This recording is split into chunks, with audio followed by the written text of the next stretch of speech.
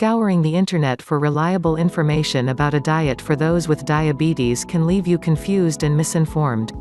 There's no shortage of advice, but it's often challenging to discern fact from fiction. Below we debunk 10 common diabetes diet myths. Number 1. Eating sugar causes diabetes. According to the American Diabetes Association (ADA), eating too much sugar alone doesn't cause diabetes, but it may be a contributing factor in some cases. Type 1 diabetes is caused by genetics and possibly an autoimmune response to a trigger.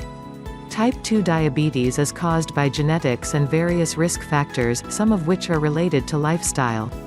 Being overweight, having high blood pressure, being over the age of 45, and being sedentary are just some of the risk factors that can lead to diabetes. Sugar-sweetened drinks, such as sodas and fruit punches, are high in empty calories, and recent studies have linked these to a higher risk of diabetes. To help prevent diabetes, the ADA recommends avoiding them. However, other sweets by themselves are not a cause of diabetes. Number 2. Carbohydrates (carbs) are the enemy. Carbs aren't your enemy. It is not carbs themselves, but the type of carb and the quantity of carb that you eat that is important for those with diabetes. Not all carbs are created equal. Those that are low on the glycemic index (GI) scale, a measure of how quickly foods with carbohydrates may impact blood sugar levels, are better choices than those with a high GI, explains the ADA. Examples of low GI carbs include rolled or steel-cut oatmeal, whole grain bread, dried beans and legumes, low-starch vegetables such as spinach, broccoli, and tomatoes. It's also a good idea to choose foods with a lower glycemic load (GL). GL is similar to GI, but it incorporates serving size into the calculation. It's considered a more accurate estimate of how foods will affect your blood sugar. If you eat a high GI or high GL food, combining it with a low GI or low GL food can help balance your meal. Harvard Medical School provides a helpful list of GI and GL values for over 100 foods. Once you pick healthy carbs, you still need to manage the portion of carbs, as too many carbs can cause higher blood sugar levels. Stick to your personal carb target. If you don't have one, ask your healthcare team what's best. If you use the plate method of portion control, limit your carbs to 1/4 of the plate. Number 3. Starchy foods are off limits. Starchy foods contain carbohydrates, and, as explained above, they can fit into your meal plan.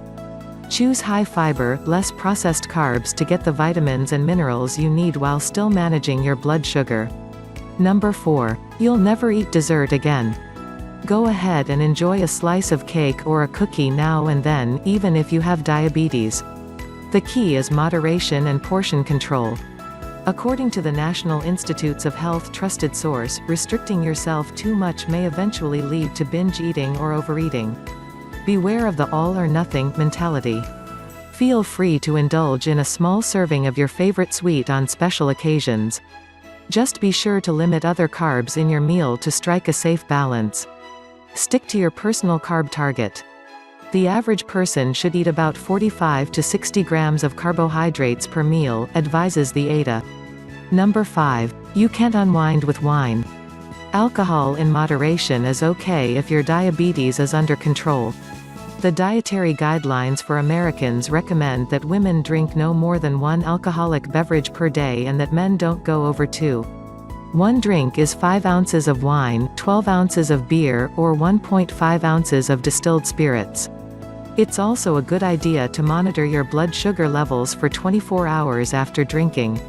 Alcohol can potentially cause your blood sugar to drop below normal levels, interfere with your medications, and prevent your liver from producing glucose.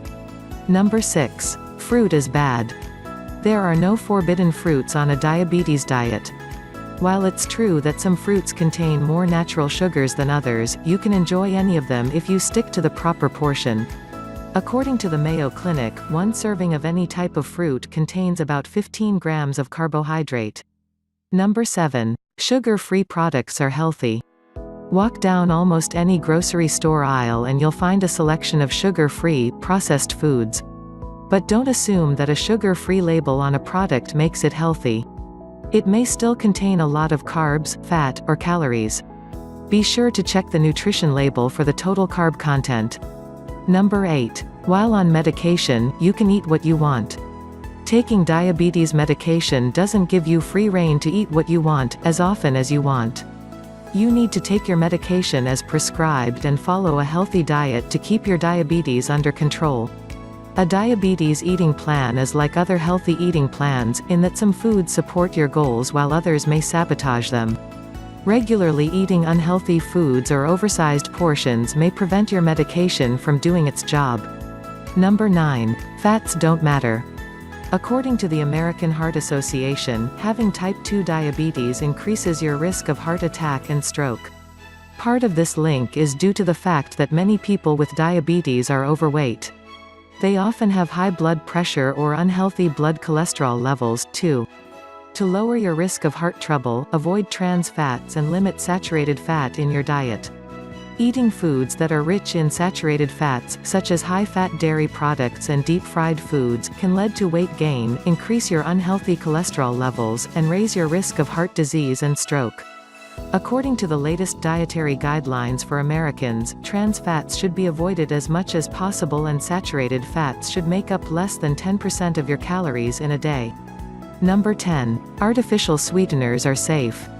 Although many people assume that the Food and Drug Administration (FDA) strictly regulates artificial sweeteners, many food additives enter the market without any oversight.